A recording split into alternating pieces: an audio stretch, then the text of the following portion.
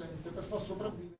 L'Italia dei Valori può e deve presentarsi alle elezioni europee di maggio 2014 con il proprio simbolo e spersonalizzato, per così come lo vedete, cioè senza il mio nome.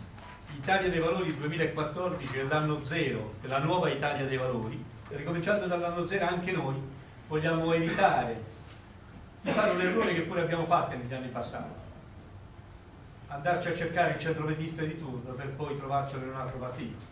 Abbiamo già dimostrato in Europa di lavorare bene con i nostri parlamentari. Riteniamo che le idee debbano essere chiare e forti e avere ad oggetto i cittadini. Un'Europa così non ci piace. Noi vogliamo un'Europa della solidarietà, dove il paese più forte aiuta il più debole a diventare più forte. E da questo punto di vista, 1. Contratto collettivo di lavoro europeo, stessi diritti ai lavoratori italiani e ai lavoratori del resto d'Europa. 2. Imprese italiane, fisco europeo. 3.